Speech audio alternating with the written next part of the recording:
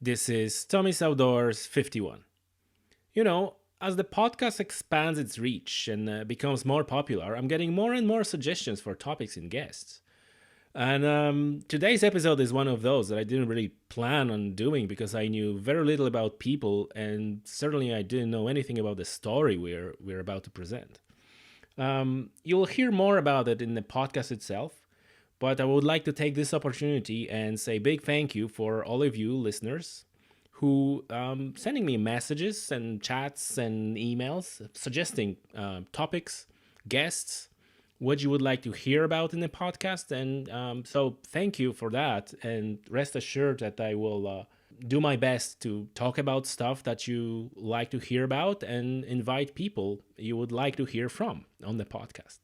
So now going back to this episode, my guests today are two men, Bertie Brosnan, who I think it's fair to say dedicated his life to fighting the illegal netting of salmon, fighting poaching of salmon in Irish rivers. And he's joined by his son, Dan Brosnan, and they're here to tell you a fascinating story. Be warned, it's not the story for faint-hearted. You will hear a lot of nasty stuff. Personal sacrifice, death threats, damaged property, court sentences, shots fired. Pretty intense stuff. But I think it's worth to give it a listen because it truly is a very interesting story. So, ladies and gentlemen, Dan and Bertie Brosnan.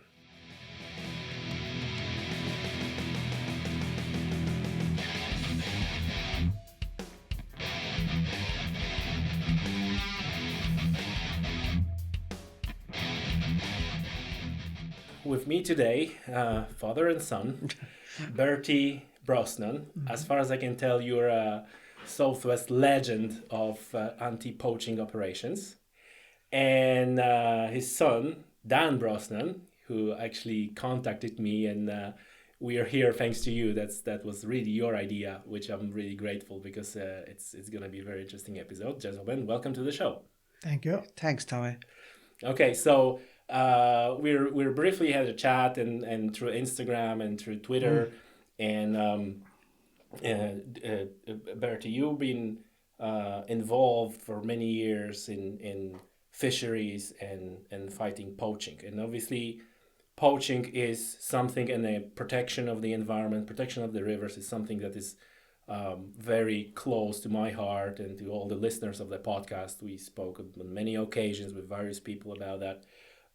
So maybe I start with you, Dan. Like, why do you think that story is worth telling? And I know why, but I'd like to hear that from you because you. Yeah, I suppose. And when I contacted you, I didn't know if you were willing to do it. Because, and when you actually said you would do it, I was very surprised actually because it's a subject, and I really do think that my father has a real story to tell. Do you know what I mean?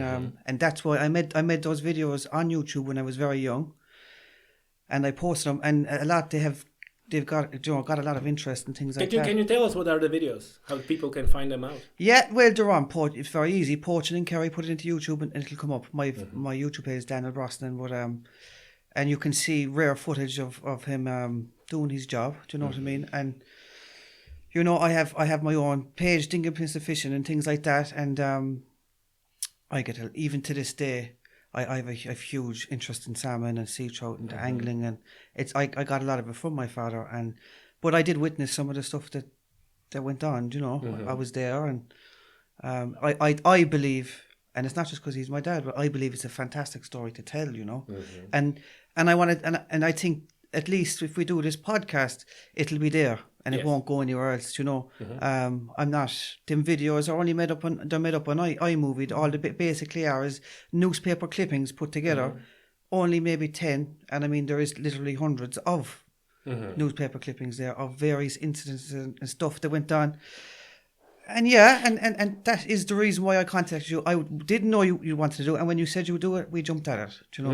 And I actually didn't know if my father wanted to do it, and he actually did say, coming down here, that it's going to be quite difficult because this story is not how can I say it's not for the faint-hearted, like, do you know. And I hope it comes across that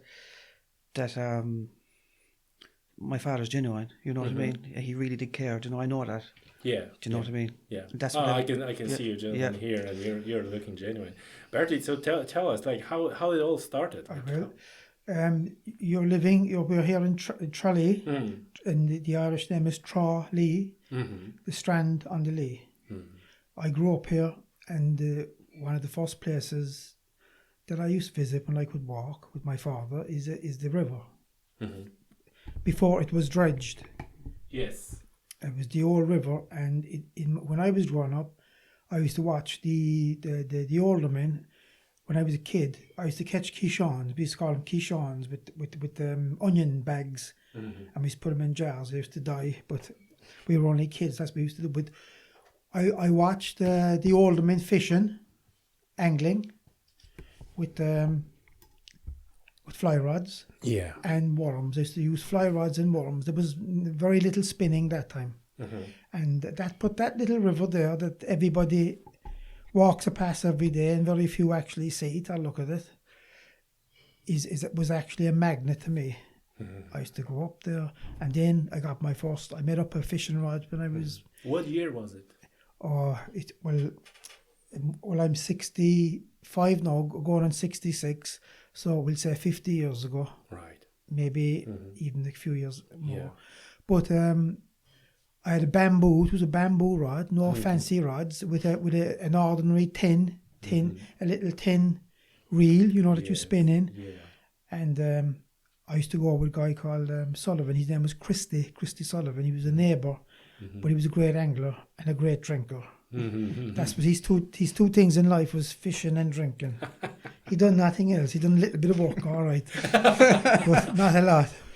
But he was a great angler, so he introduced me to the river, and I remember we used to that time all the pollution from the town wasn't very big, but you had open sores.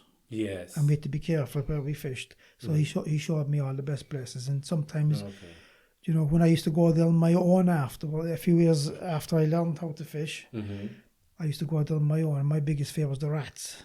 Oh. Yeah, the rats in the water, you know. But there was magnificent sea trout there. Right. I mean, serious sea trout. And, you know, the average sea trout would be £1.5 pound, £2, £3, £4. They'd be beautiful trout, and you'd get once I got 2 or 3, I'd just go home then. Yeah. And I know how to gut them and clean them out and fry them in the pan with mushrooms and all that kind of stuff. Yeah. But I was very young at this stage. Yeah. But that was my first introduction to rivers, and then, of course, as you got older, you saw you realised the effects of the pollution. Yes. And at that time, Tralee used flood regular. There'd be big floods in Tralee. Yes. And the next thing that I noticed one day, there was machines on the river, and they dredged the river. They were dredging. They made it a straight line, and like most rivers are like snakes. And you know, it's just it holds the water slow. Yes. And there's no massive torrents. But anyway, they straightened the river, and that kind of spoiled it. Yes. You know, it wasn't great anymore. But we used to go further up the river then. Did it completely kill the river, or? Well, it didn't actually kill it, but you know, if any angler knows that where the lies are, but when you disturb the whole river, yes, like where are the lies now? Where are the fish lying? And a lot of them used to go straight through, and they'd go to Ballyseedy. Okay. Into the woods, up into the woods, you know, it was fairly safe up there, because when they did do the dredging, they tore down a lot of trees as well. And you know, the fish, especially young fish, they need the insect life. And you know, trees, before we ever got here, like the humans, all the rivers were full of trees. Yeah. And the cover, which the fish love, cover, and plenty insect life. That's what made the trout strong, and because trout do feed in the river, as you know, salmon don't. But so then I got to know the wood. We used to walk over there, and So you kind of moved, you followed the fish. The next thing, I ended up in Ballyseedy, and I spent most of my youth there, you know. Like I said, 2 dogs with me most of the time. I always had dogs all my life since I was a child. And I don't know, you feel a lot more secure when you have dogs with you. And I kind of travel alone a lot because you have to be very quiet, and you know, you have to. Any good angler will know, like the modern day angler, they'll have the chest waders on, they're out in the middle of the river. The lads that taught me stayed well back from they stayed back from the river, and they fished from 8 or 9 feet back. They'd be actually kneeling down and casting the fly, you know. Yes. And a different style altogether, but these guys were absolute masters. I'm not exaggerating when I say that. They were masters. There was one fella in particular. He was one of the best anglers I've ever seen in my life at flies. And now he had nothing because he like that. He drank a bit, and I don't know what he did when he was young, but he was pushing on in years when I met him. But he told me great stories then, of course, as well, about the biggest sea trout, about 15, 16 pounds weight. Yeah. And the biggest fish I ever got there myself, didn't catch him, but I was walking there in the wood one evening, and I heard a splashing, and I had a German Shepherd with me, Ross was his name. And he ran down into the river, and I went over, and there was a fish up in the gravel, and the head was gone. There was an otter after killing him. He was small as salmon. He was 25 pounds. Wow. Without his head. Now that's that river over there. And it was trout. It was not salmon. It was a salmon. It was salmon. Yes, he was 25 pounds weight, and his head was gone. The otter had eaten his head. Yes. He was a cockfish. Yes. Because they go up there to spawn. Yeah. It's a great spawning river. Yes. And it rises in the Stax Mountains, just above Tralee here. But that was my whole introduction to fish and rivers and fish life, and as I got older, then I left school kind of young, and I got a job, and the next thing I got a bit of part-time work in the oyster fishery. No. In Tralee Bay. In Tralee Bay. Tralee Bay, yeah. It was the Tralee. It's what the Tralee oyster fishery. That's what it was. Tralee Bay oyster fishery, I think it was. And it was part-time, seasonal. Yes. But the whole idea of that place was that I was trained by a retired sergeant of the guards. Right. Policeman or a guarda. And he was a very nice man. Des Barrett was his name. He was a gentleman. And he actually, the law side of it, he taught me the law side of it. Of the fishing? Of the like, you know, in when you get a fishery warrant, it's a fishery warrant. It's like you have more powers than a guard, than a policeman. You have more powers than a policeman. And he showed me like how to approach an individual. Show you. Also, at that time, you were already working in a fisheries board. Is that? I just started. This was the first job I had was at Tralee, the oyster fishery. Okay. There, that's how I got. And your job was to protect that my job, from yeah, it was illegal fishing. And it was the oysters. Okay, Tralee Bay oysters. They were world famous, and the value of the oyster was so much, but the value of it was like cocaine. The value of the oyster with the spat on its back, the young baby oysters. Yeah. The French were trying to buy them so they could start new beds in France. So that's where the real money was. And a lot of the oysters up the Galway Bay oysters and all that, they came from Tralee Bay originally. Oh, yeah, interesting. And the whole idea of the oyster fishery, it was a great education because he was like my sponsor. He introduced the law to me. Right. How you can prosecute people, how you approach people, and you to get to know to get everything had to be 100% right. Okay. Otherwise. So that was like That was in the 70s. Yes. So you were introduced to rivers, and you saw what's going on. This was before the rivers. Okay. So this is the bay. Yeah. So I'm trying to get this like how do you make that decision that you're going to work to protect the fishery or in some sort of a protection of the fishers or rivers? Where that decision came from? That came after.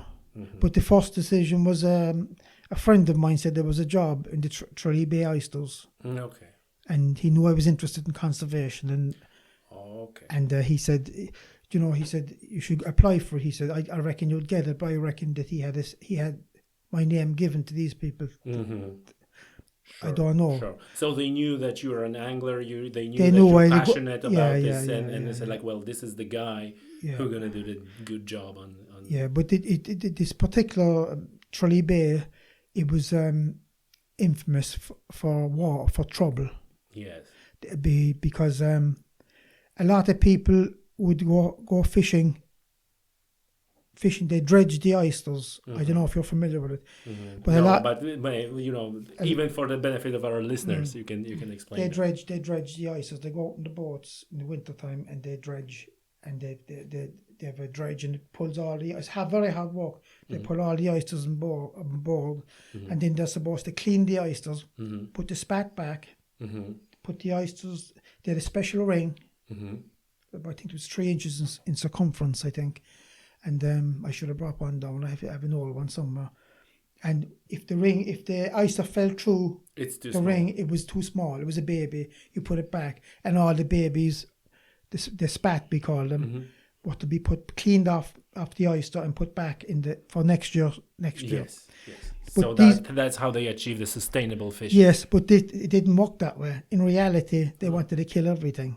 Oh, really? Yeah, that was the reality. And then it became, the locals then were up in arms because these guys were coming in from everywhere.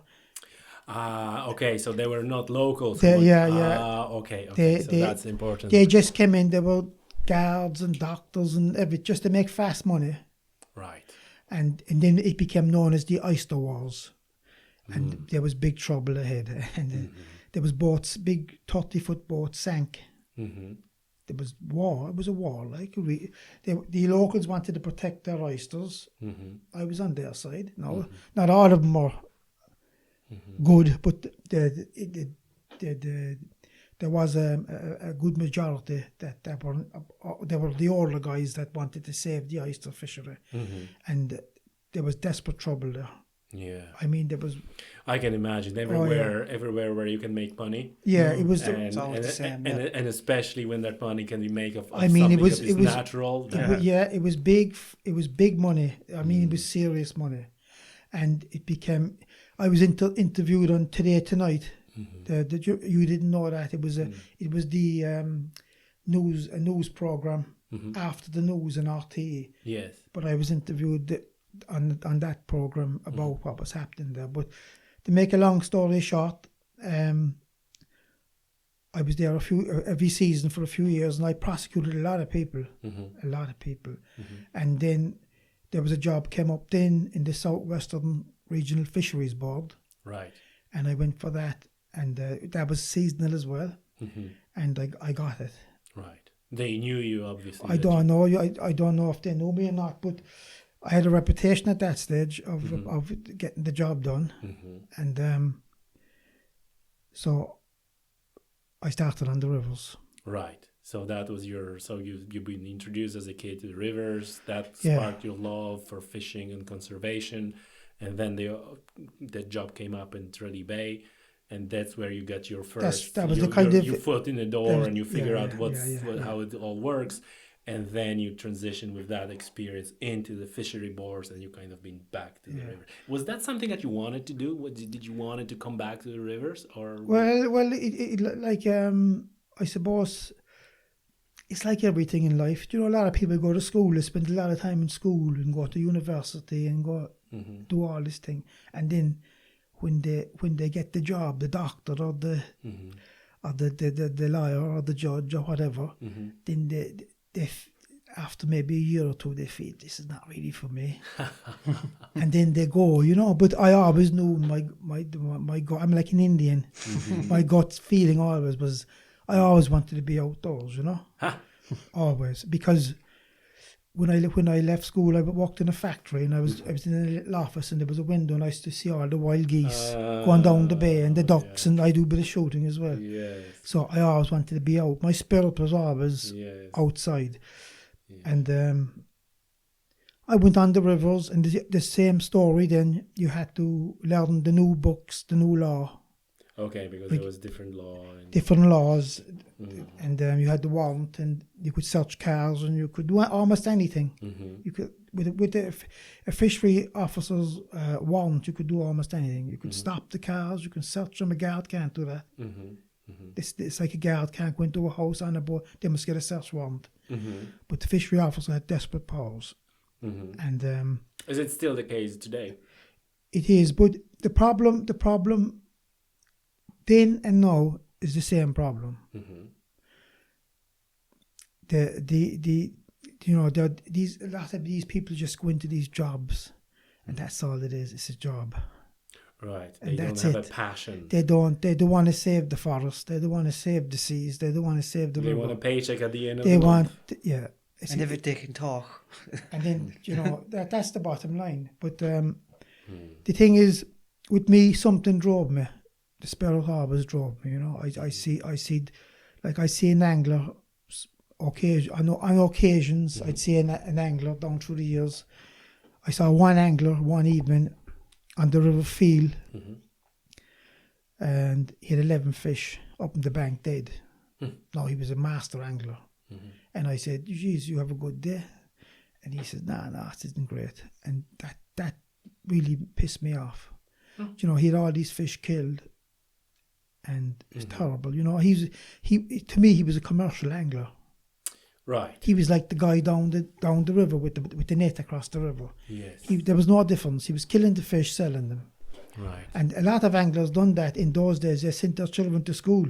With paid for by Salmon, and they bought their shoes, and they might work in a factory, and but at that time salmon was always gold. Yes. The price of salmon is like to try and buy a wild salmon now in a restaurant. Most salmon now are just all farm fish. Yes. Terrible, like it's. Yes. Oh, and they're much more expensive, and even meat is quite different. Yeah, you see, it's quite like, dangerous. It's not the same fish. No, if you buy like a wild salmon, I don't know actually in Ireland whether you can buy. You can for 3 weeks of the year. You can actually buy wild salmon in super value at the moment, I think. Really? Yeah, they still net salmon in the estuaries. And this is like Irish salmon. This is Irish wild, and you know how much it is? Atlantic salmon. I think as far as I know, it's €35, either a kilo or a pound. Right. So a 10-pound fish, if it's a pound, would be about €150-200 for a 10-pound fish. Sometimes even more. Yeah, it's frightening money, like. Yeah.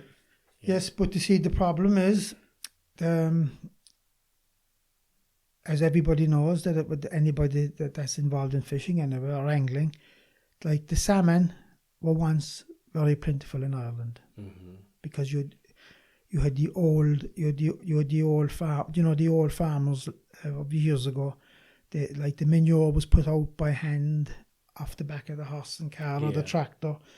Nowadays it's all silage and the whole intensive farming, and a lot of farmers weren't like this. They know it deep down. Intensive farming is after destroying an awful lot of habitat. Yeah. Oh, I think it's quite, it's out there right now. There's more and more people talking about it.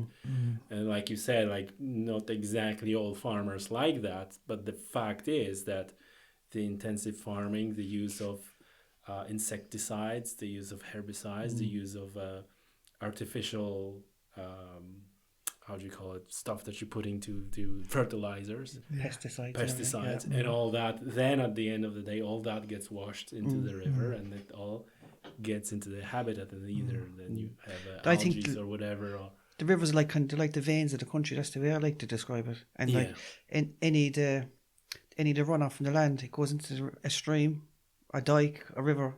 That's the reality of it. But it's definitely farming has its part, but also yes. But in fairness now to the farmers, a lot of the farmers they were pushed into doing this by the departments. Oh yeah.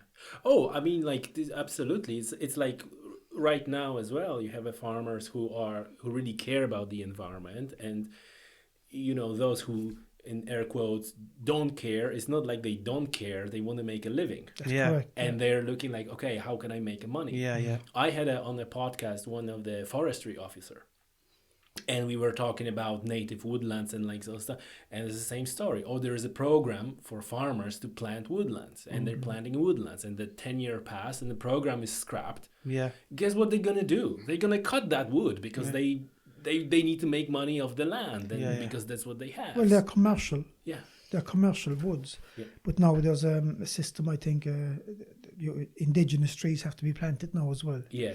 Because I had a run-in with the forestry when I worked in Glencar as a fishery officer. I had a big run-in because they were planting young trees, and you're supposed to build silt traps.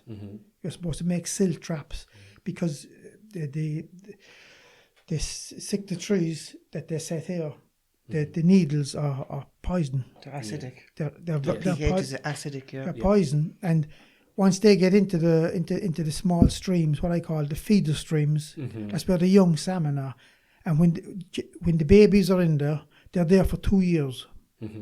And if they haven't got natural indigenous trees going along the riverbank, okay, they draw the insect life, all the insects, and, and they all fall into the river, and the fish have to feed in those. Yes. But with these woods, nothing can live in them. Yes. And when they build them right up, those Sitka spruce plantations, it's a timber plantation. When they build them right up to the streams, which is actually the game is over. You're not actually meant to do that. I think you're meant to keep 10 feet away from any streams. I think there's 20 feet, but you're supposed to have the silt trap to stop the water to flow off. Yes. But that's all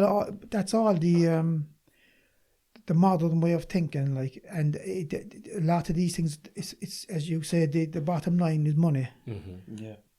The bottom line is money always, and it's politics and money. They run hand in hand. Yeah. And that's another day's work. But when I've been working for the fishery board, my main thing always was never to bother anglers.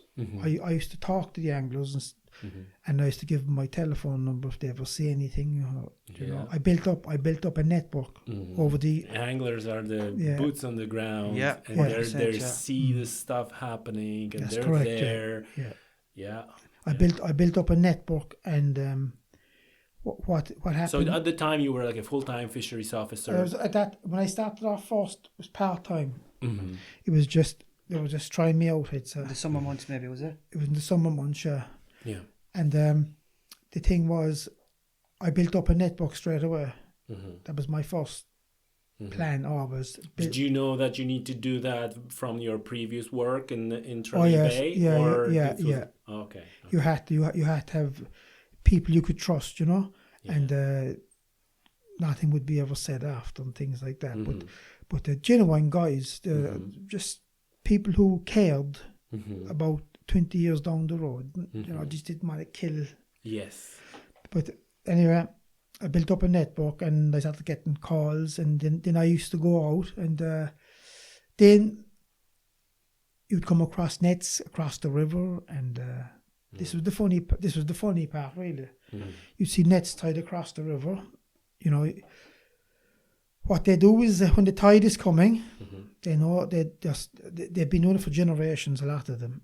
And the funny thing about all these nets, they were all licensed by the government. Oh, so it was legal. They were legal nets, but being used illegally. Aha. Okay. It was a license to sell salmon, and I said, "What's going on here?" So explain that one more time. So the net is, as a device, has to be licensed. Something like a gun. Needs to be you need to license. So you need to license the net. That is correct. And then what? Then that also describes how the net can be used. Yes, there's a technique, a method. I think it's a draft net. No, I'm not saying all the nets were legal, because you see when the man down the river is setting a net, and he's supposed by law, it's called a draft net, and there's supposed to be 2 people working the net, and there's when you go out in the boat, the boat should be numbered, Yes. and there should be a tag on the net. Yes. And you go out, they call it the Queen's Gap. The Queen. The Queen's Gap. So you go out so far, and the fish... You can leave a gap at the other side. You don't leave a little gap. completely You don't completely tie across. Which is, Gotcha. which is a joke, like.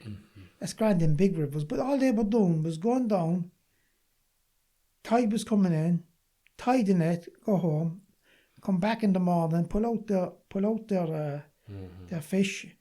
They do that especially at night time. Yeah. But during the day, they pretend to be. You could have two tides every day. Okay, so they're pretending they're doing like they pretend, what they're and supposed then to do, and then they left the gear overnight. Yeah. The problem was that I saw the problem was that I wasn't the only fishery officer, but I was always a maverick. I'd always do my own thing because I didn't trust no one. Yes. Because I knew I have a great sense when I speak to someone, and a lot of them are very crooked. And the other fishery officers knew because they live in the area. Yes. But I was an outsider, and I created havoc. Okay. So I was the maverick. Is this what you're saying, that the fisheries officers, they prefer to not be turn a blind eye? Turn a blind eye. Thank you. That's an expression, because an easier life, like, because they're local, and because maybe it's a neighbor's son, or cousins, whatever else, cousins, and just don't want the aggro. Having a drink, but you see, and now you show up. I show up, and the next connection to the area. And the next thing then is that I approached these guys, and I always had a dog with me. You mentioned the German Shepherd there, but I'm training dogs since I was a child, and I had a great dog with me. His name was Ross, and I'd always lie him down in the bushes behind me, and then you can see how big I am, a big man like. So if there was one or two guys there, and who are you like? And I won't use language here now, but. I have these guys here with a net tied across the river, so I'm going to prosecute them. I want to know their names, their addresses, and they're telling me to F off. And who do you think you are? Next thing I'd say, I have my boss with me, and I just called him. He'd come out of the trees. Then he was a big dog, big long-haired German Shepherd, and I tell him sit, and I said no. I said we can be friends or foe. I said if I tell him attack, he will rip your head off. And I said, if I tell him lie there, he will lie there. So I said, this is my warrant. I'm going to take your net, I'm going to take your fish, and I'm going to get your name and address. I already know your name and address because I've done my homework. So, but you have to tell me. So I took out my notebook, and I got their names and address, and I prosecute them. I do my prosecution. You have to do it right. You can't make mistakes in the townlands and the time and all this kind of stuff. And was that something that you were trained to do? I was by the by the fishery board. I was trained by, as I said, originally by the sergeant, retired sergeant. But that was sort of like an unofficial training. Unofficial, yeah. Okay, so I'm saying like no one. Said like if you want to Bertie, you want to do that job, you need to go and pass that training and have a certification or whatever. They were quite happy to let you out as you were, and you had this advantage that you met this guy who actually taught you how to do stuff. That's right, yeah. Right. But the thing is, you see that what the fisheries board would tell you is that that's your district. You stay from that bridge to that bridge, but. I was getting information that there was nothing there. It was down further. Yeah. So I went further. Yeah. Down into the tide, and that's where I made. I made a lot of captures, and I got it. And then I'm moving on a bit now, but I got friendly then with other people who were like-minded conservationists, and they used to give me a hand. Yeah. Voluntary. They used to come with me, and they'd say, "Look, I know where there's a net," and it all worked from there. Well, I think like most of the anglers, if not all of them that I know, they gonna report if they see something, because that's obviously that thinking like, well, that is affecting a resource, you know what I'm saying, and that we all gonna use, and that's, like I myself reported, suspicious activity or the net or the buoy somewhere to the fishery board, because I think like it's quite obvious, every angler should do that. So I think I'm not surprised. But at that stage of the game, that was around 1984, that I wasn't very happy, because I knew like things were running right, because originally it was the Kerry Board of Fishery Conservators. Then they changed the name, pretending they were going to do things better. Yeah. They became the Southwestern Regional Fishery Board. That was our district. There's different districts, and now it's inland fisheries. They just keep. It's like the hospital. They keep changing the name, thinking everything's going. Thinking everything is going to get better, but it's the same thing. The salmon are being lost. Now, I'm 66 in January. The salmon are being lost to pure greed. Nothing else. Pure greed. But do you think that that's obviously a big problem? Do you think that the environmental issues, like, for example, pollution, climate change, whatever else, that are also playing a role? Because when he's talking about salmon, like in the United States and Alaska, there are same problems with salmon. There's less and less, and the fisheries being closed. I don't agree with you. Okay. And I'll tell you why. There's places in Russia you can go to, and there's thousands of salmon there, because it was military zones, and no one was ever left in there. The salmon are you have to fly in there by helicopter, and you stay in tents, and there's thousands of salmon. And I think, to be honest, I think that's like the fishery board say that. I think the CEO came out recently with they make that as an excuse. I mean, we can't do nothing about climate change. We can do our own personal thing, but there's still salmon there, you know what I mean? And they're still being poached, like. That's the reality of it. That's what we can do something about that. We can't do something about America or, like you say, Alaska. Oh yeah. I'm just trying to but they paint the picture for the benefits of our listeners. Yeah. How much of that, because like we know that nature in general is in decline. Yeah. Right? Whenever you look at birds, reptiles, mammals, fish, like whatever you go, it's in a decline.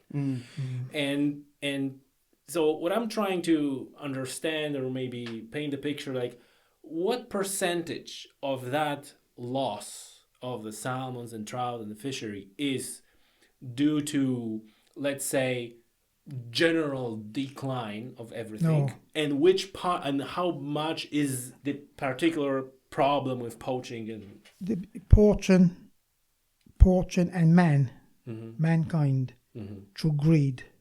They wiped out the dodo bird. They ate him till he was gone. The rhinos are almost gone because of they believe this is which is poaching as well. Same thing. It's all poaching. It's all man. There's too many people on the planet. I don't care what anyone says. I don't believe in climate change. I hear about it every day on the radio. I listen to Dr. Patrick Moore on YouTube. I listen to all it's like, I suppose, similar to what we're doing here. I listen to all the climatologists. I listen to every one of them, and I make up my own mind. When I was a child, Tralee was flooded. It's not flooded now. There was no change in that on those tides out there. None. Since I was a child, 60 years. Well, I'm 66 in January. There is no change. Ireland is a dot on the planet. I've been to Antarctica. I've been across Africa. Great. Yes, I've travelled a lot and I've seen a lot. And I'm telling you, a lot of it is absolute rubbish. And I hear it day in, day out by these newscasters, and they cannot speak. They cannot tell me that, I'll tell you what's happening. There's too many people, and each field can only feed so many people. We had the famine here, the Great Famine. We had 8 or 9 million people. I don't know. There's all the stories, the British wiped them out and all this. I don't know what happened. All I know is a famine to me is they starved to death. That's the bottom line. They starved. They had nothing to eat. Because in Ireland that time, we had, I suppose the same in your country, we're Catholic. and they had baby after baby after baby, and how are they going to feed all these babies? It's the same in Africa. You see the women with 10 children hanging off of them. You don't see no men. You know, the times are changing. We have to grow up, and like like I've been to London there not too long ago. Like, it's just the amount of people there. Yeah. Oh, like city is like a different story.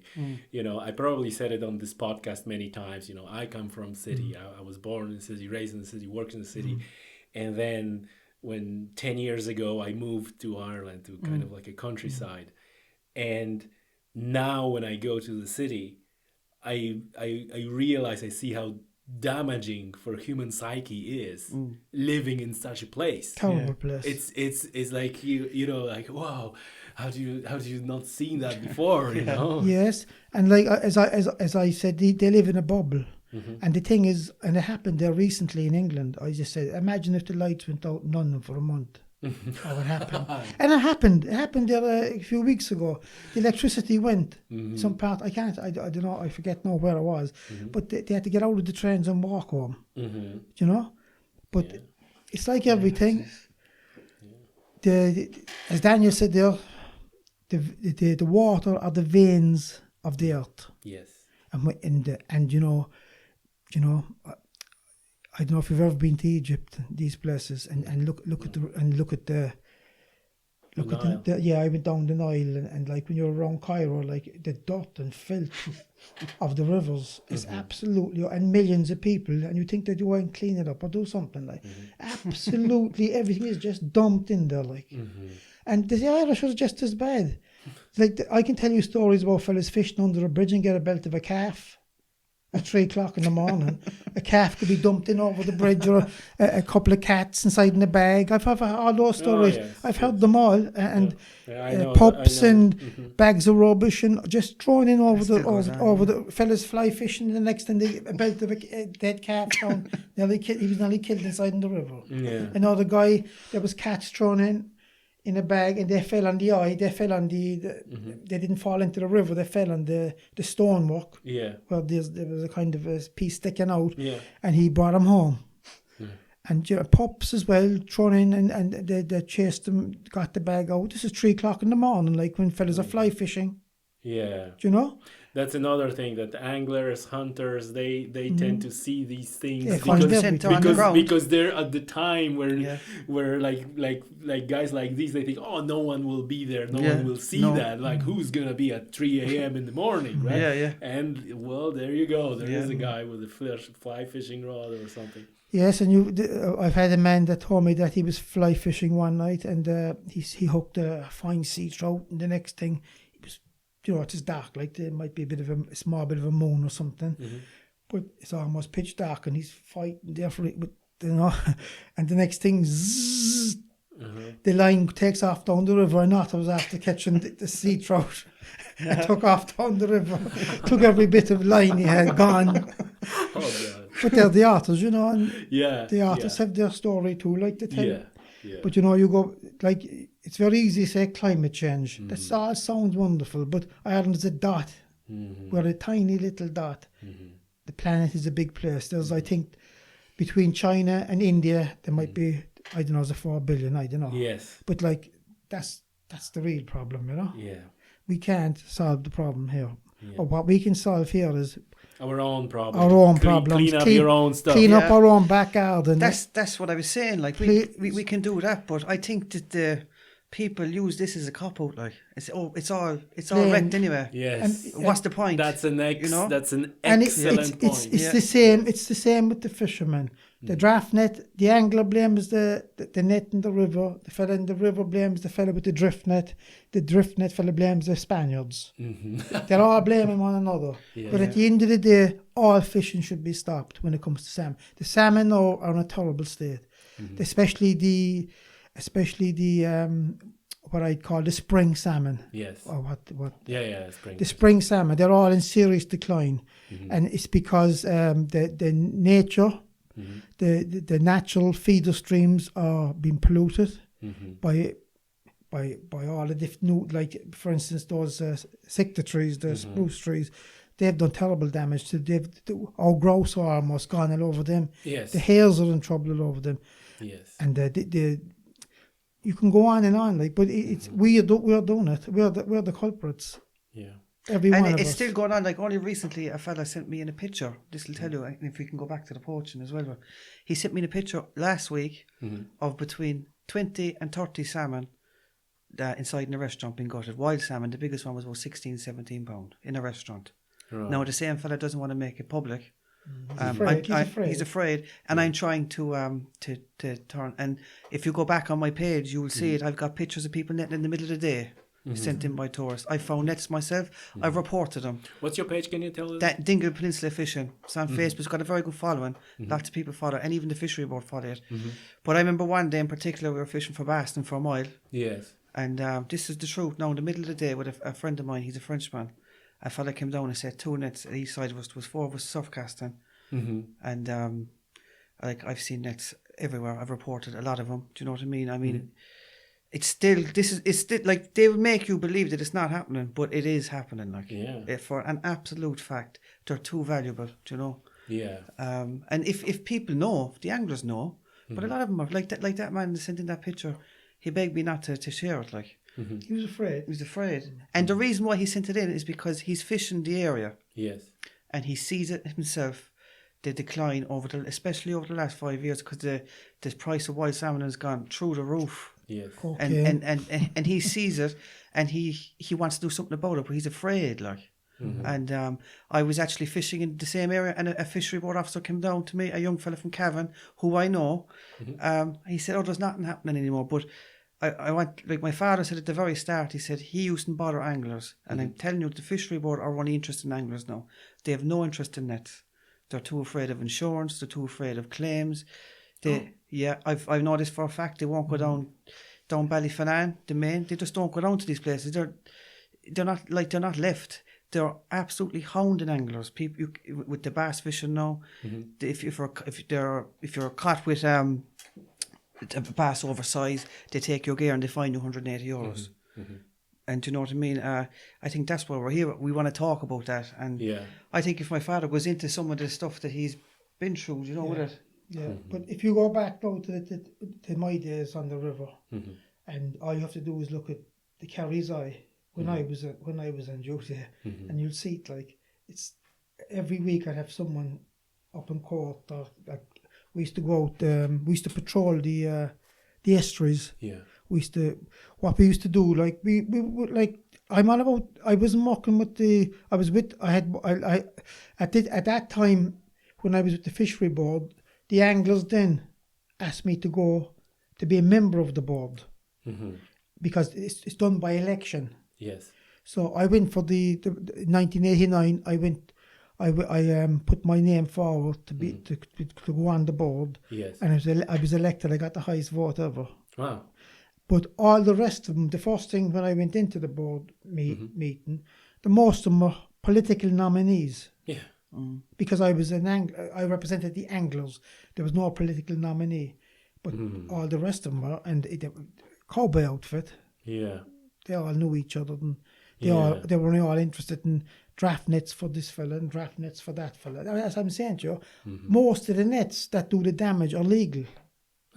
They still are. They still are, yeah. Imagine the fishery board to this day. But they're legal, but they're used illegally. That's what you're saying. Well, I can't say much now because I'm not involved. But all I can say to you is that in this day and age, when the salmon are nearly gone, we should stop. Yeah. But they were paid. They actually paid off the people with the nets. The government did, and then the political guys again got involved and got nets back after they paid them. Can I explain that? I'll explain that there. What happened was, in a lot of the big salmon estuaries in Ireland, you had legal nets that were basically netting salmon legally and they were being sold. Do you know what I mean?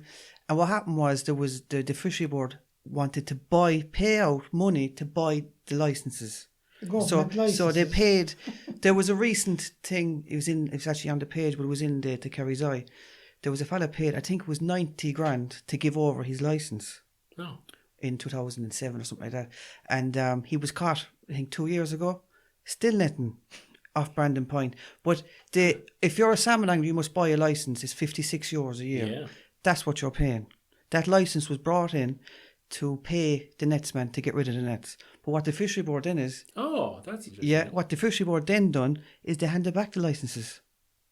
To the netsmen, Yeah. Not all of them, but they did in the field. And politics. Yeah, and that's what happened. And actually, that fella was caught out in Brandon. He was caught twice doing the same thing after getting 90,000 from the fishery board from our licenses. Yeah, you know the stuff that you're describing is not far off in what I know was happening in Poland 10 years ago. Yeah, exactly same story. Like we used to call them anglers, and probably call them like a netting brigade. You know, that's how we call it, and that kind of describes exactly the situation that you're describing here. Well, so it's like everywhere, like it's money, everywhere right? the same. Yeah, it's the same. Yeah, you see, the problem with politics is like democracy is the best system, but the majority are not always right. That's the problem. Yes. And the thing is, like, the politicians, they'll get into power because they have to have everybody liking them. Oh, sweeten them up, you know. Oh yeah, that's what they can. And that's how they get into power. And that's how they stay in power, because they're like clans. They're like the clans, you know. And they're going to be doing bits for this fella and bits for that fella, and fair play to them. But unfortunately, when it comes to nature and conservation, the game is nearly up. The game is nearly up. Like, you know, if like you know, when you have to tell people that, like, you know, if all the bees are gone, you won't have this and you won't have that, and they kind of look at you like you with 6 heads. What do you mean, like? There's places in the world where they have to... in China, they have to pollinate. They're hand-pollinating. Yeah. That's crazy, yeah. And then everything is a weed. Yeah. Everything then in the garden is a weed, unless you buy it from Holland. It's a weed, like, and you get out your spray gun and you start spraying everything, then you say, kill everything. Yes. That's the name of the game. Oh, I heard like a stat, you know, how many millions, like cubic meters of poison we pumping into the environment each month. Yeah, it's crazy. It's like what? Yeah. No, like you said there earlier, you said, like, what is it? That's it. That's it. That's the bottom line. Like, it's the people. You know, you get these people, like, they just they can't get it. Like, when they die, they go to heaven. That's all they know. No, we won't go into that. No, then back to the you know stick on the script. Yeah, they're born, like, and they die and they go to heaven. They get wings and all this thing. Read the Bible. You don't go to heaven. Read it. You don't go to heaven. Will you speak about the prosecutions along the way, anyway? But the thing is, like, that's people for you. Do you know? Yeah. They have a little answer for everything. Yeah. But the answer is simple. Like, we got to get our act together. And, you know, I saw something there lately. There was kids down the canal there cleaning up the place. Fair play to them. But that, like, when the British had that place, not that I love the British, the canal down there, my father told me when he used to take me for walks when I was a kid, going out the canal bank. To the left there, it's a wildlife reserve now for birds. Yeah. That was all corn. Yeah, there was all corn planted there, and the canal boats were brought up by the horses, and you know. Yeah. But now it's they turned it into a dump when I was a child. Yeah. They turned all that the gateway to the Dingle Peninsula. It was a dump. Wow. Now they have horses down there for our ethnic minority.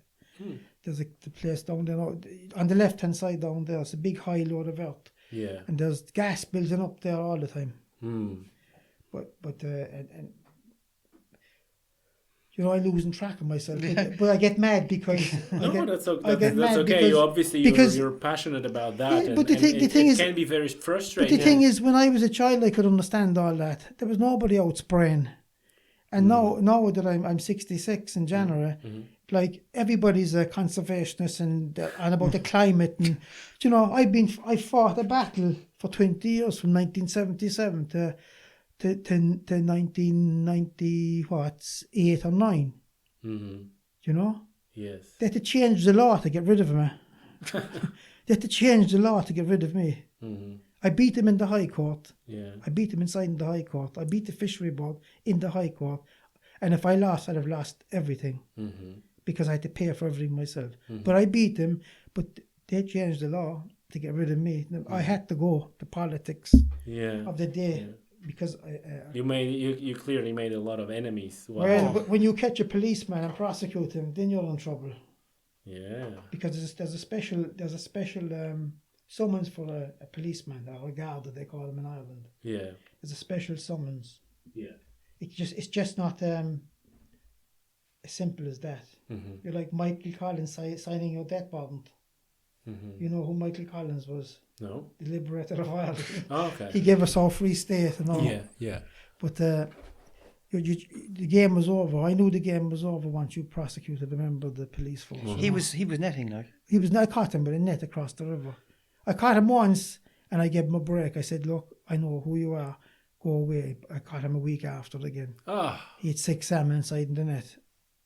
And then I prosecuted him and I had to go through a terrible process to prosecute him. A terrible process. Yeah. And then the thing was, how can we get rid of this fella? I had to go like. Right. So that was it. But there's an awful lot of loads of stuff if you want to hear more of it. But oh yeah, whatever whatever you're comfortable, talking and. Can we talk about Ross maybe, because that is what the video is about. Yeah, the dog, you know. But then on another occasion, then there was nets being set on the River Lown. Mm-hmm. And the nets were legal. They were held by legal people. Mm-hmm. We go back to this mad scenario again. They have they just apply for the license. It's a political thing again. They get their license. Anyone could get a license that time. Mm-hmm. And they set their net and go up and milk the cows. Which is illegal. Well, absolutely. As I said, you explained earlier, draft netting is a procedure. Yes. It's a method, like. They were just putting the net across the river. Yeah, and go do something. Yeah. Nothing can get up. They were just blocking it. Mm-hmm. Yes, that's. The tide is coming in, the fish travel, and then if it was very low water, if you had very, very low water in the river, we'll say you had a touch of a drought, the fish would only come up so far and go back down again. Mm-hmm. So everybody'd have a net out. Like I took 26 nets out of a corner in the River Lown in one season. Yeah. 26 nets I pulled up. Yeah. I remember it was 2007 or 2008, and Dan, we briefly spoke about it. I don't remember exact details. There was an article in Irish Angler at the time, some article about poaching, and I don't exactly recall what was the article, but it made me to write a letter, which then subsequently, at the time, editor of Irish Angler, Dave Dinsmore. Yeah, we know him. I was on the cover of it. Oh yeah. So he actually printed my letter, and what I was saying in the letter was something to the effect that, well, look, in my country at the time, I know that I think I read that letter. The situation was that bad in certain stretches of the rivers that the anglers were not going there because poaching really became like an organized crime or organized crime get into poaching. That happens here. So I said, like, well, there are stretches of river where anglers are just not going it's there. It's happening now. Right? Yeah. Because it used to happen in my time in different places. Right. I know so, and then I said, like, well, how can you deal with that if even guards, the police force, doesn't carry firearms? Right? The guards, the police force, they doesn't carry firearms. Some of them do. Well, maybe now. Yeah. Right? So I said, like, how you're not ready to deal with that, right? And then the answer was something to the effect, like, well, the question is, how we as a society do we want to people carrying guns around and so on? They'll travel the rest of the world and you see plenty of guns. Yeah. So that was and so can you maybe talk about this safety concerns and like how the situation looks like? I'll tell you now. The thing is, if you want this job done, you have to get people with the right frame of mind. They can't be afraid. If you're afraid, forget about it. If you're afraid to go out in boats or water, or fellas with guns, I was fired at several times. I have pellets. Look, I have one there. See that? Yeah. And I have another one down there, and there was a hat. There was 3 stuck in my hat. Jeez. And one night I was in the River Cara, the Upper Cara River, and I had a brand new dog I was training, and I'd Sil with me, you know, Sil Fitzgerald, a great man for the rivers, great conservationist. We were training a new dog, so we went on patrol, you know, and I'm going back now to the 80s, and I got it was the start of the night vision. I got him in from Germany. I got it from a German guy that had a river down. This was a private river now. A lot of the private people were starting to employ me. People with private rivers. Okay. They ring me up and say, will you come to my river? Right. And eventually, like, it got so much that everyone in the country, well, in Kerry, wanted me to go on to the river. They knew that you're the man to do the job. I can show you all the ones. I had them all. I had about 12 or 14 ones at one stage. Wow. I used to go on patrols. You go on patrols, but I was very good at it because I knew how I had great. You knew how they operate. I knew how they operated, and I knew they had to follow the tide. I knew the weather.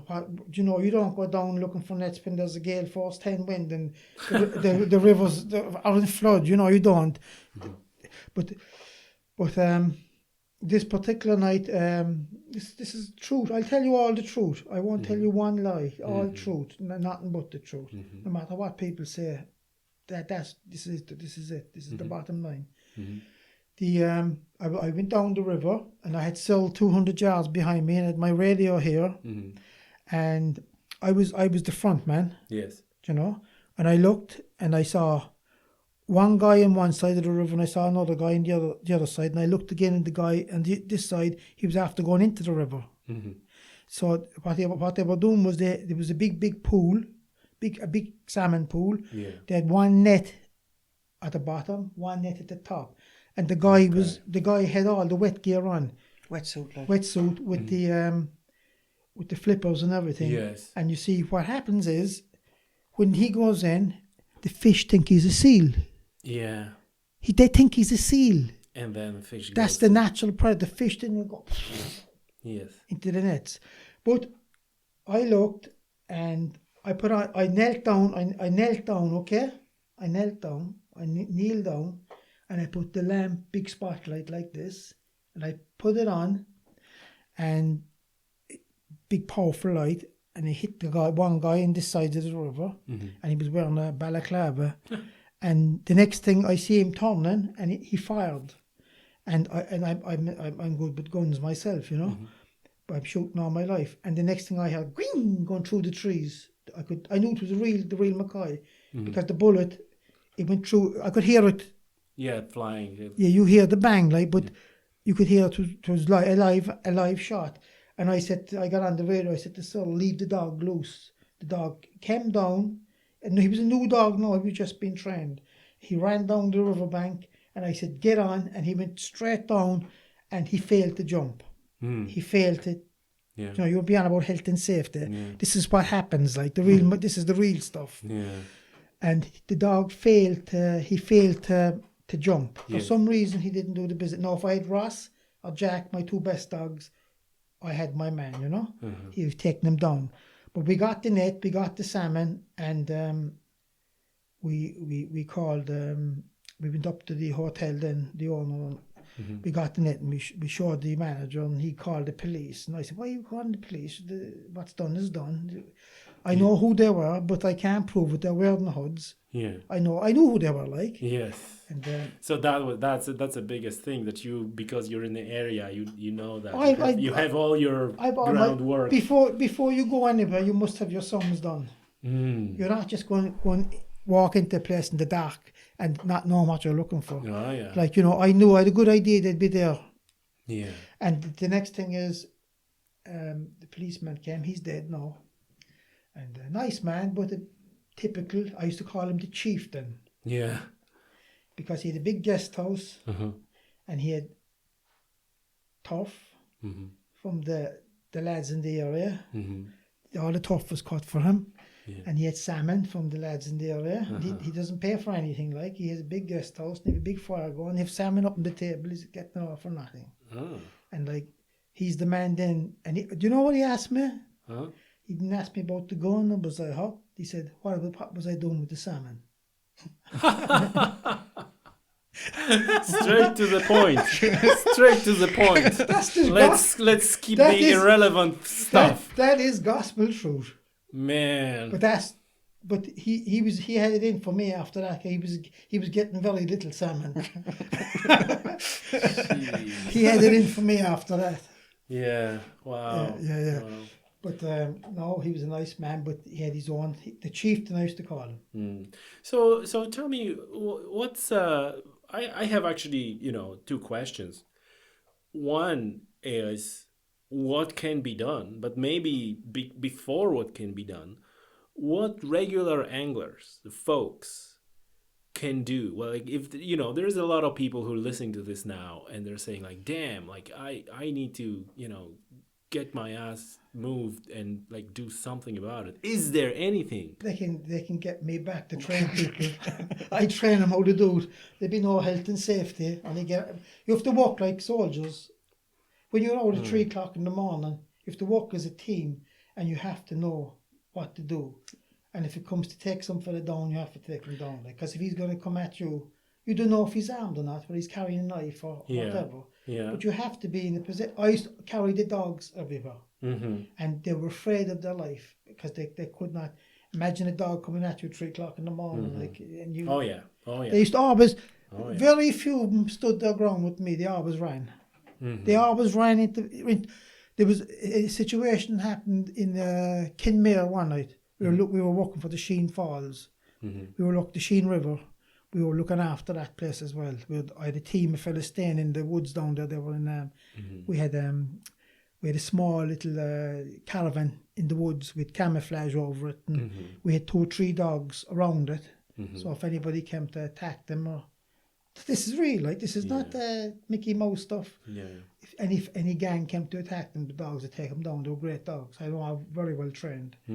But nobody ever came near that caravan.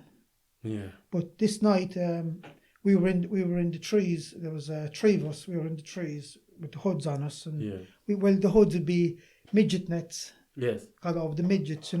And you'd have to wear gloves and you'd have to wear gloves and you'd have to tape them on. Yes. Yeah. And spray yourself as well then, and you'd be beside the trees because the river was perfect. There was fish in the pool. It's the big pool below. It's the big pool below the Sheen Falls, the famous. You know this place. Yeah. And there was a building site going on. They were building. They were turning the house into a hotel that time. Yes. And there was security contractors doing the job there. They were locals. But we were in the trees, 3 of us waiting anyway. And next thing, I got a call. There's a car on the way. The parking lights on, coming down this Boreen. This car was coming down slow, with the parking lights on. And we were in the trees anyway. And the next thing, we jumped out. We jumped out, with the hoods and everything. They were the police, the local guards. They were the local guards. And we knew they were very nice people. They were grand guys, they were not messing. But the next thing I got a call on the radio, we have one. And I ran. They were after catching a poacher below in the pool. Yeah. They had two other fellas I had with me. Yeah. So I ran down and the police came after us, Yeah. They came with us then. And one of the guys, we caught one. We had one caught, but the other guy jumped into the estuary. Yes. He went to swim. He went to swim across the estuary. The famous Sheen River goes into the estuary there. Yeah. The Rooty Bridge there. Yeah. There's another bridge there, not the Rooty Bridge, but there's another bridge. But he swam across, and I won't give his name, but I'll give you his nickname. His nickname was Houdini. This is true. Jeez. But listen, and so the Gal system, he's dead now, the man. I hope he's in heaven. But he was a sergeant. He was a decent man. He was a good cop, like. Yeah. But he said to me, "Would you step aside for a minute?" He said, "I want to ask this man who this man is. We have to find him." He says, "in case he drowns, Yeah. So he asked us to move away, And next thing I heard a couple of slaps, bang, bang. So he said, we know who he is. We're going to cross to the other side. We know where he's living, just to make sure he's okay. Yeah. You can have that fella now. But he was genuinely concerned, like. Yes. But your man's name was Houdini because he was like Houdini in the water. Right. He was an absolute genius in the water, like. But he swam across, no problem.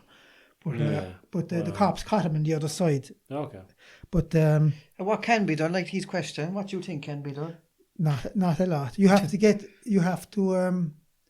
to stop anything. It's like the drug scenario, you know. Mm-hmm. If there's money on your head, on my head, if there's enough money on us, we'll be dead in a week. Yeah.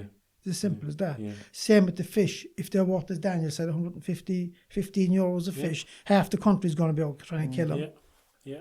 So And tell me, because what's interesting is now what are the safety concerns for anglers? So you mentioned that when I was saying about the situation that I was aware in Poland like 10 years ago about the safety concerns for anglers, like how would you comment on that? You know, yes, is there like what to do to not get into trouble, right? Because there obviously there is a certain amount of people who just want to go and fish, and they're not necessarily want to go onto the martial kind of side of things, and but the same on the same token, they might just get into trouble without even trying. The thing is, you see, with angling like is a massive sport, as you know, and you've organised angling in clubs and things. There's no problem there. You know, there's a club and it's too open, you know. Yeah. But these guys that we're talking about, they're in the estuaries. Yeah, they're gangs. But I'm saying, like, if I go fishing, like I say, okay, there's a tide coming, 3 a.m. I go fishing, right? What is a probability that I get into trouble just by the fact it has happened to friends of mine in the Main, for example. They're told get out of the pool, like fellas to be sea trout, fly fishing for sea trout at night, and these fellas come down and they're told get out, move away from the pool. Right. Do you know? And like I wouldn't say the anglers are in trouble or anything, but the people that like my father's seen it all. Do you know what I mean? And this is why these fish officers today they're not doing what he done. Like simple as that. Well, the thing is, like, if you look in the papers every week, how many people do you see being prosecuted for salmon poaching? Not many. No, very rarely. Do you know, as simple as that. That's the bottom line. But they give you all these fairy stories. Do you know, that's a fact. They'll tell you, like, the climate. You know, the seas are warming up. The ice is melting. Yeah. And I'd say, that was excellent point that you made. That this is like an easy excuse to not do anything. Like, look at this. We pick up the bottles. Yes. And actually, the CEO, I think his name is Kieran Byrne of the IFI, came out recently, and he on social media, he was disgraced. He came out and basically said, no, I'm not taking it for word, but basically said, we can't do nothing, like. Do you know what I mean? That's what he basically said in a statement, and the anglers were up in arms over it because he's responsible for this, to be able to do something. And the fish officers today, I meet them, I know them all by name. They're more interested in hassling anglers. They're not interested in that. Because it's easy target. It's easy, yeah. It's like the parking attendant. You know, it's easy money, isn't it? Yeah. Oh yeah. And they brought in these fines, which is ridiculous. 180 euro, and they take the gear off you. I mean, I've heard stories from taking gear off kids, like you know, and then you have to go up to Limerick to get your gear back. You have to pay 180 euros. I mean, why don't they go out and do something down the Main, like my father said, at 3 o'clock in the morning? You have to. Because it's damn hard. That's right. No, it's not hard, actually. It's very simple. What we used to do is we used to power scopes and I had special naval glasses. They came off the Navy boat. They're naval glasses. They were either mount in the ground and we'd mount it, you know? Yeah. And then you time the tides and you could go down, pick your highest point. There's a few mountains in Kerry. You know, you pick your highest point. Hills, it wouldn't go to mountains. But you pick your point overlooking the estuary and you watch the tide coming in. You just sit there and watch, you know. And next thing you'd see one guy down there, you'd see another guy over there, and you'd see another guy, and they don't even know, like, do They don't know. They're all working separately. Yeah. And all they do is they go out in the mud, go as far as they can, chest waders, tie their net, and bring it in, and tie it and leave it. And then the tide comes in, and the fish, because you have your net there. Tommy has his net over there. Johnny has his net up there. Nothing will get up like I can't mention names, but there's a draft net fishery on the it's illegal. There's hundreds there for 100 years on the River Lone. I won't give the name. It's KRD. They have smokery. They have a smoke.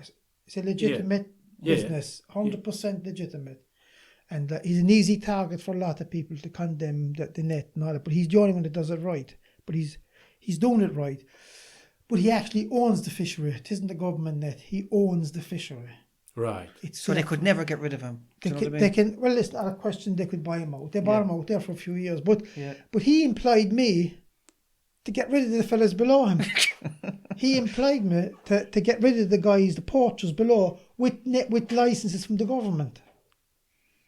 So again, like you said, the net is licensed, but it's used illegally. It's used illegally, but he's using his net legally. Yes, I got it. He pays the men. He has the boat number, the tag on it. It's a proper draft net.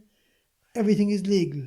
And then his fish are put in the smoke rate. There's guys walking in there smoking the fish. The tourists come in to buy him. He's creating massive employment. The guys below are getting a license off the fishery board. There's no overheads. Yes. They kill their salmon. They sell them to the restaurant down the road. You get full whack, full money. If you have 2 or 3 fish, they're laughing. And can I say 2 things? There's also as well. I was talking to someone recently. He's involved with the fishmongers like that. I think it's nearly 60% of the wild Irish salmon is being bought by one particular person. It's frozen, and then at Christmas time it's smoked and sent to Germany, where it trebles in value. And another thing as well about this loan, a fella put up a video maybe about 3 years ago, and this will tell you because it's still going on, about what my dad, he actually filmed them. He went down, he went in hide, he filmed them with the net tied for hours. He put it up on YouTube. He had it down within 2 hours, and I know who he is. I asked him to give me the video, but he wouldn't, because there was a death trap put on him. And that only happened 3 years ago. He actually filmed because he's a concerned angler. Yeah. He filmed the matter. He put up on YouTube. It went crazy. Within a couple of hours, he had a death threat. He had to take it down. Yeah, he could have created like a dummy account and put it. Yeah, there. He could have done that too. But yeah, I think what happened was he'd done that. What actually really happened was they found out who he was. If you talk to any of the people in the loan, the loan has been raped to this day. And is it like nothing can be done about it? Well, you can do it if you look. Other than like a kind of vigilante kind of work. Well, I was bordering on that, even though I was legal. But I was the style. What I used to do is, as I said, we would be in camouflage because most of the time the midgets, as you know, the midgies, we call them midgies or midgets. Yeah. Oh, I know. They can eat you alive. Yeah, so you're in these trees, and I'm not having you on. One particular night, I was down on land that the people used to tell me. These people were conservationists. Now, I love shooting, and I was friends with these people, but they wouldn't let me shoot their land because they loved the pheasants and they loved. So they said no. I'd ask them. They said no. But they would tell me if there was poachers on their land. So they rang me one evening and they said, "But those guys have gone down again, And they were now this one of them was very old and he was still a hardy man, But he said, "Is there any chance you could get rid of them off the land for me?" He says, "I don't know." I said, "I will, I'll sort them out." So there was 3 of us went. There was normally you have to hide. You know the way, I don't know if I keep wandering, but that's okay. The thing is, when I was on patrol, I used to have to hide everything. I used to camouflage everything because it would be burnt. Yes. I'll tell you all that another day if you want. But nowadays you'd see a jeep parked Southwestern Fishery Board. Inland Fishery Board. Or Inland Fishery, written on the side. If I'd done that, my jeep to be gone, they'd be burned within an hour.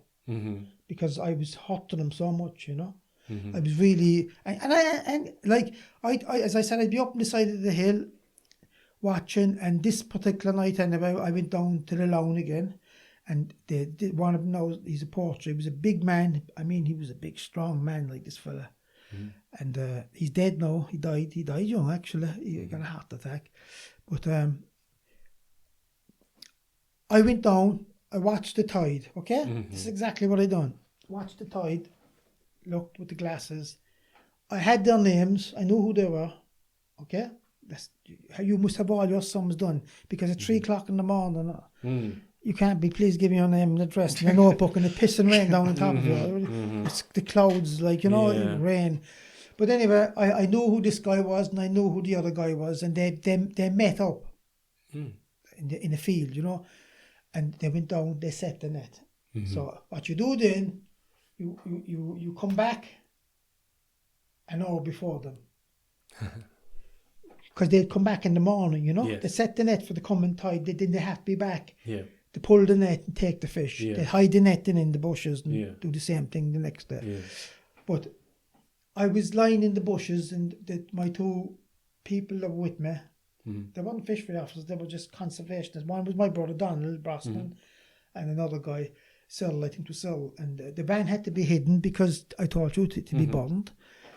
So I was inside in the trees, lying down. I had no dog with me. The dog was with the lads, because I didn't want them, because it was dark, and if he'd do damage. You see, if there was a fight, there was a bit of a fight, they could be damaged. But what happened, I sat in the trees anyway, and I had the net taken. I had the net taken.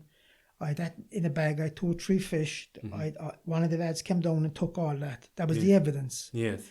So I was lying in the trees anyway, and they almost walked on top of me. They just passed me. I thought they knew where I was then, but it was still just getting bright. Yeah. And they walked right past me within a foot of me. And I left them pass down, and they went down, and they had to go down a kind of a ravine. You see, I was safe then. I was safe. I was above them. And the big heavy guy, the big man, he was up on the top, and the other guy went down, and he was saying, "The net's gone." There's nothing here. And he was screaming, I'm looking, I was scratching his head, and I said, "Good morning." Good morning, I said, fishery officer on duty. And he collapsed. He actually collapsed, and he fell down with the shock I gave him. I gave him such a fright. He fell down, he couldn't talk. And the other guy ran across and swam across the river. Oh, God.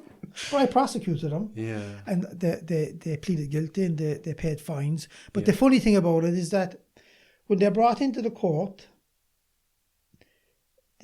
how do you plead? Not guilty or guilty? I plead guilty. My client, the solicitor, guilty. Okay, I fine you €60 or £60, whatever, that time, and costs or whatever. And then they wouldn't pay the fine. So they'd be brought up to the prison for not paying the fine after a year or 2 years. They'd be brought up. Yeah. And then the governor would say to them, "What are you here for, porch and salmon?" He'd sign that and that. Go home. Uh-huh. They wouldn't keep them because they wouldn't classed as serious criminals. Yes. The jails were full. And so it's nothing. No. So they just send them home again. They give them actually a ticket to go back home. Can you talk about Ross, the dog? I will, I'll tell you about Ross. It was 4 o'clock one afternoon, and I done a stupid thing, I'll tell you now. It's a thing I never ever done. I never showed my cards, showed myself. But this particular day, there was a couple of young fellas fishing, you know. And I said to go for a walk along the river. And I was talking to the young fellas with the dog. And next thing I turned around, and I saw a guy, and I walked. I knew I was in a poaching area.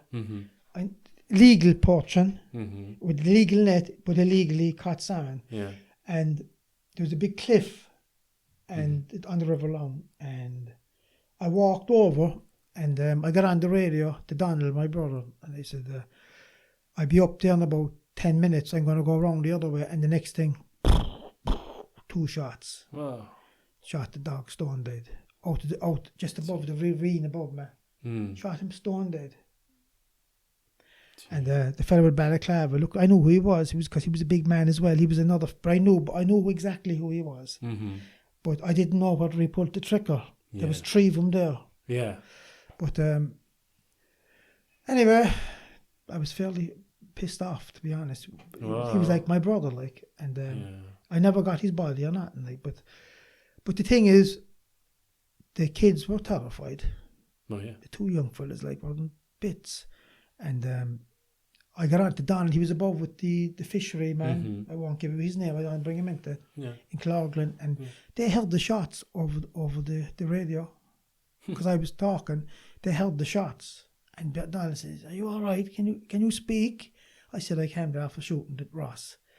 Who, he says, and so a lot of people after that, they wanted to nail these fellas, you know. I mean, they wanted to go out and fucking tear their heads off. Yes. Excuse my language, you know. Yeah, I get it. But you see, the thing is that'd be grand, but the law is the law. No, I'm not an angel, but you just have to, because there would have been blood, you know, there would have been people badly hurt. Yeah. But the police done that, they went out and investigated, and there was 2 prosecutors.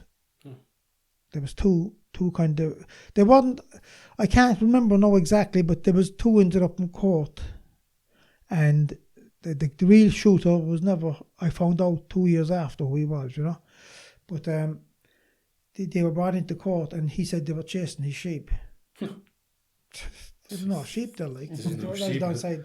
But anyway, the judge found him guilty, you know, and he found him, but they appealed it to the circuit court. The fishery board never told me about the case being appealed. I was never called to give evidence, and they got off. They never told me. It was politics. Yeah. And these guys are always involved in politics. Yeah. Because when I used to go down there, if I reported the nets to the top officer at the time, and then he might come out and he say, "I saw no nets." I knew what was going on. I copped it. I knew what was going on. Yeah. They were. So is the. But sorry, I have to finish this. Yeah, please. Sorry. Because years went by, and that man that was involved in the shooting, not the shooter, not him. He's still around, but I know who he is. The thing is, he apologised one night. I was doing security. I used to be involved in the security business as well, with dog security, and he apologised. After drink one night, he came up to me and he apologised to me, and the second fella apologised in the night after, and I said, "Okay, at least you had the guts to apologise. We let it go." But the third fella, we still know who he is. Yeah. Jeez. Yeah. Listen, so what's is the solution to, you know, somehow put on as a head of the fishery or inland fishery board a person, you know, like you or with mindset like yourself to change the situation? Or like, you know, like what is, because obviously this is all good, you know, someone can hire you to fix the situation, or maybe there is another guy like you or your son will go and fix these guys and that guys, but this is like a you know, spot removing things, but this whole system goes on. Yeah, but how to cure the system? Listen, like because inland fishery is supposed to be doing that job. Look, I started off with those people, 1979, 1977, 79. They moved on to the Southwestern Fishery Board. We're on the inland fisheries now. There'll be another name next year, and then all of a sudden there'll be no salmon in the river. And then to be like Norway, then when they had to kill all their fish all over the fish farms in Norway years ago, they had to start from scratch. Yes. And you see, the thing is, it like, if you really want to stop people doing anything, you have to bring in serious sentences. You take that, like, I had the power to take vehicles. And I seized a motorcycle one time from a fella that was poaching. Okay? I seized the boat. I seized nets. I seized everything.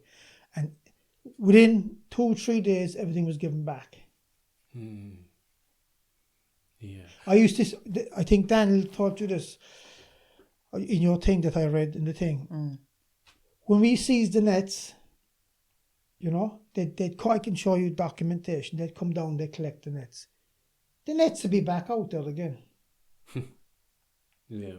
You know, I know it's a terrible thing to say. But that's not the so according to what you're saying, the problem is not that the penalties are not high enough. The problem is that they're not being, you know, it's not being taken serious. Yes, exactly. Ask the anglers. It's like it's not being taken serious. Ask the anglers will tell you.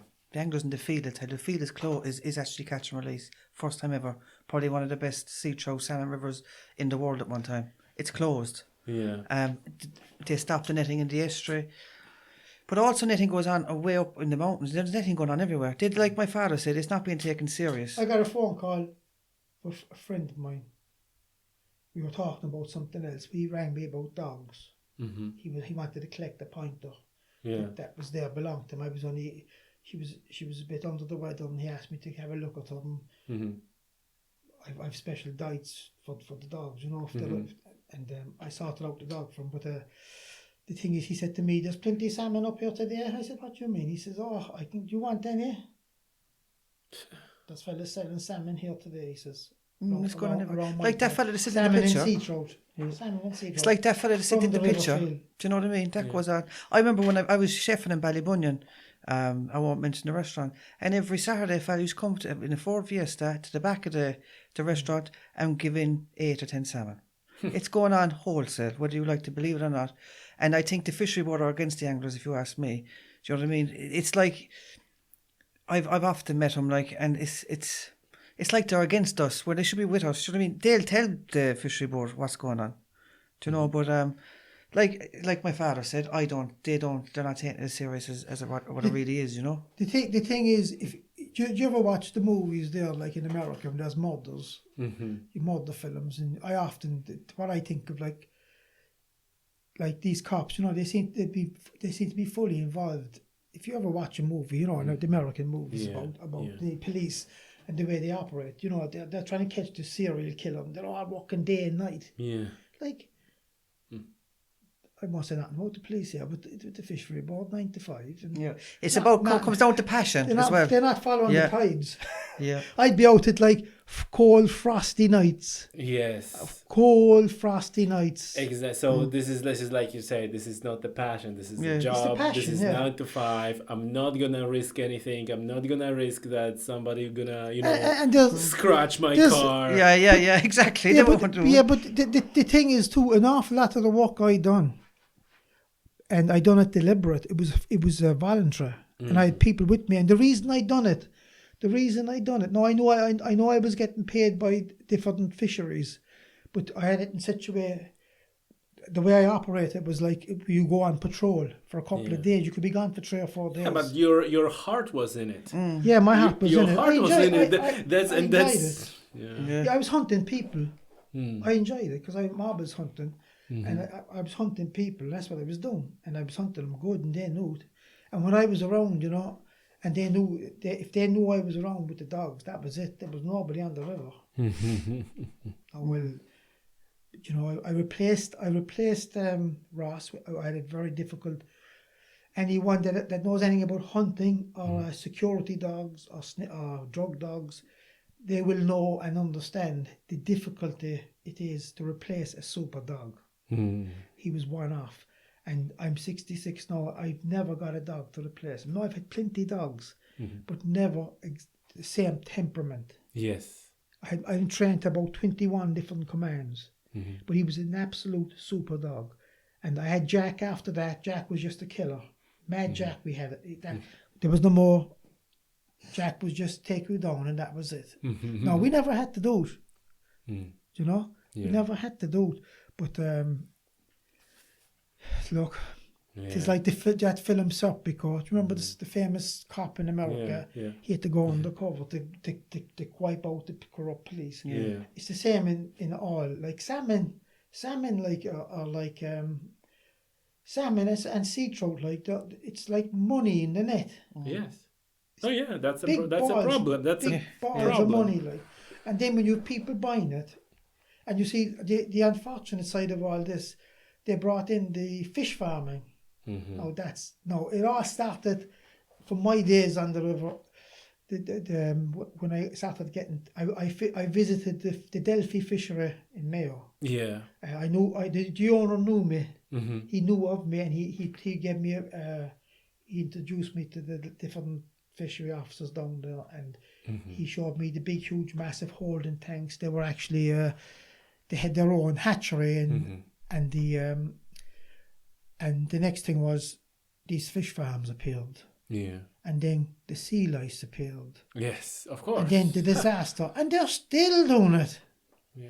They're still doing it. I guess like a fish farms is like another story about and it's like chicken farms. It's like piggeries. Oh, it's like one of my friend told me that it's all because it's underwater. And you cannot see it. Yes, if the pigs or chicken were farmed like salmon, they would be banned in a matter of weeks. That's right. But it's hidden. But because you don't see it.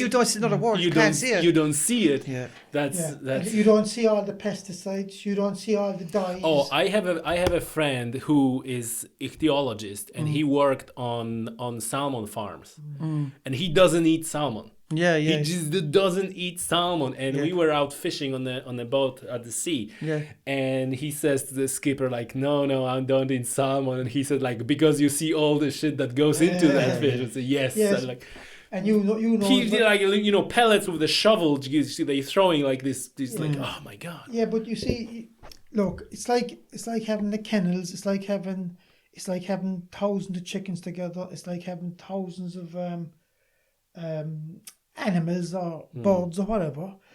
There's going to be disease. Yeah, absolutely. It's going to happen. It's like the people. Yeah. When there's so many, that's the plagues of the past, And now you have Ebola. Yeah. Showing its head up again. Yeah. But the thing is with the farm fish is that it's inside in the supermarket for a couple of quid. Yeah. But what they don't realise is that the wild salmon have their muscle. They swim thousands of miles. They eat natural food. But anyone who's seen like a farm salmon and wild salmon, it's like the rainbow trout. It's like same with turkey. If you take like a turkey from the wild turkey, it's like different. Oh, so that's how it's supposed to look like. That's how it's supposed. Like it's not like that. Listen, folks, I just desperately want to kind of finish like a little bit maybe on the tiny bit on a positive note, but I'm failing so far. No, I think so. Please tell me, is there any positive note? There is. I'm an angler. I'm catching salmon and sea trout. My friends, like I have a very good friend of mine, caught his first salmon 5 years ago, and he absolutely loves it. They're still there. Do you know what I mean? A lot of people are completely negative and they think it's often it's not like, but we have a chance to do something about it. This is why we're here. This is why I run my page, because I can help some way. And I will finish on this. Like, there was a lot of turmoil over what my father's job was for the family. Like, if my mother was here or my brother, they'd tell you. It didn't all go easily, like, do you know what I mean? There was a lot of trouble. And I can understand why maybe the fish officers don't want that. Bertie's a soldier. You're like... So I can understand why these fish officers, because I've met them on the river, the young fellas, they're doing the seasonal work, why they don't want the aggro. I can understand that too, because we had to go through hell, like. Yeah, we had several vehicles smashed up. I had one vehicle put on fire. I had our house attacked. I had a new house that I moved from the old house, and when we were building the new house, it was burned down. So that's the reality of it. I can go on but as you say in the positive note, the only thing is that, look, the anglers have a lot to answer for too, the older anglers, because as I said in the beginning there, that the older anglers, they were great anglers, but they were semi-professional. They caught the fish to sell them. And now a lot of them they worked in the factories, and I know several people had to go out fishing in the river, poaching. And then about anglers now, that they done that as well, but they went out to ports to catch a few fish to get a bit of extra money. I'm going to tell you another story, that there was I seized the net one morning on a lake out in Carroll Lake. I seized the big net. We used to go down the lake with a grappling hook out the front of the boat, and they got clever. They had to sink in the net slightly. They using smaller cocks, so the nets would go down a little bit. You couldn't see it from it hooked the net anyway, and we pulled it. There was 2 or 3 fish in it. We pulled it out. One fish was a big cockfish. He was a returning Celt. You know, and there was 2. The funny thing about nets in estuaries as well, I never said this. There's a double whammy. When you set a net, the returning Celts. There's the salmon going back, coming down after spawning. Okay. Yes. Now they are.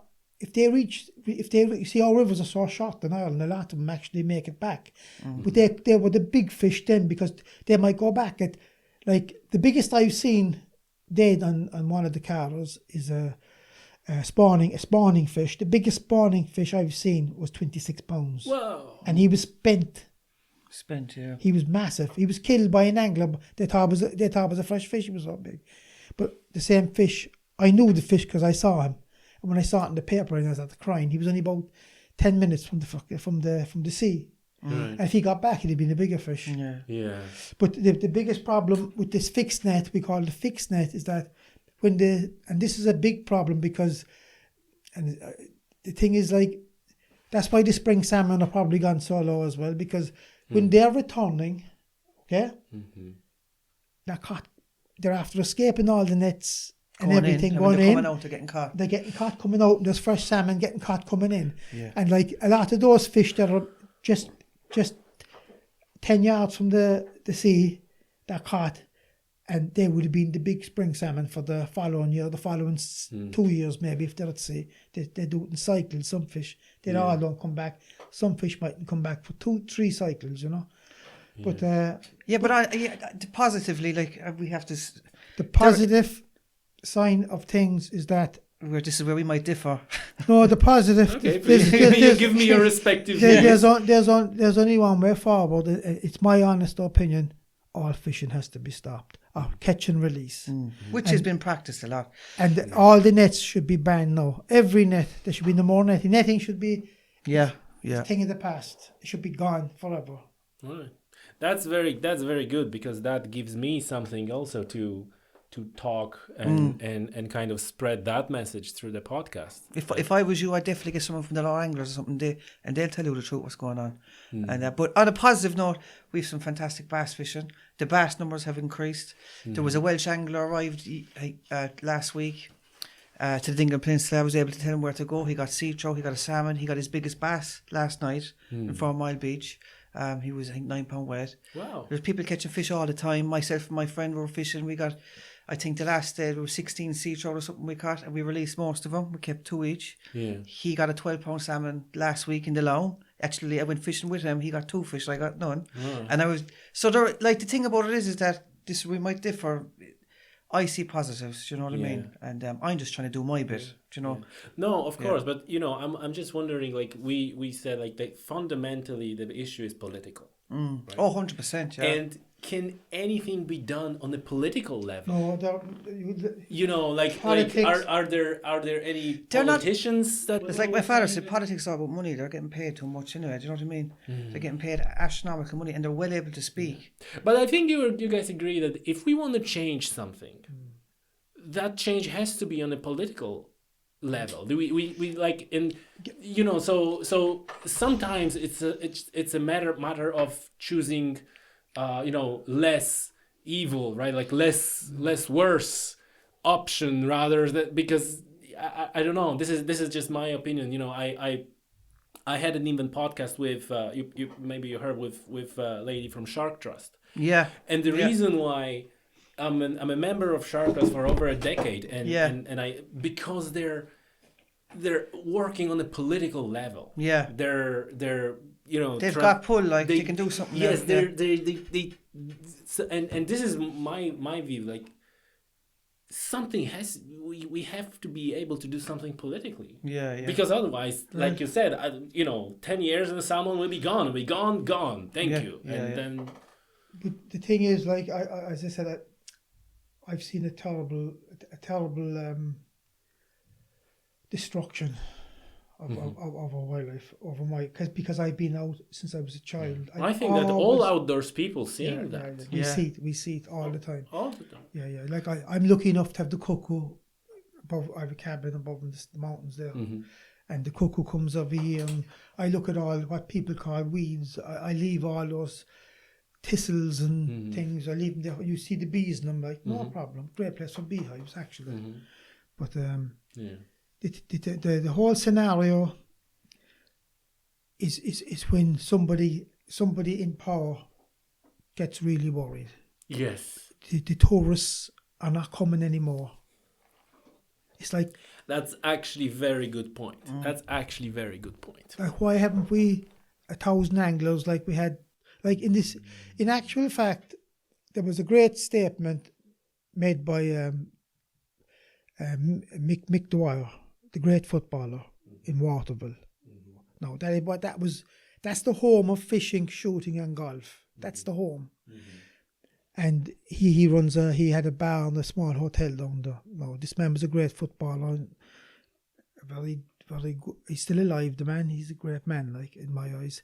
But he made a statement one time. I heard it on the radio, and I thought it was one of the best I ever heard. He was asked about what happened to Waterville. Okay? He said, because in the 50s, 60s, 70s, Waterville was booming. With you've heard of Waterville. La Couronne would be and the Butler's Pool and all that. He said, my good man, he said, when the trouble started in Northern Ireland, that finished Waterville. Because our best tourists were the English. That finished us, he says. Politics. Okay. Gentlemen, that was very educational. Thank you very much. Thank you for your time. Thank you too. It's a new experience for me, but I'm glad. You know, this you call this system is the new electronic recording. Yes. So. Yeah. It's like being in a Garda barracks. Well, it's done now anyway, so that's the best thing. It's fantastic. Guys, thank you very much. Appreciate it. Right, cheers.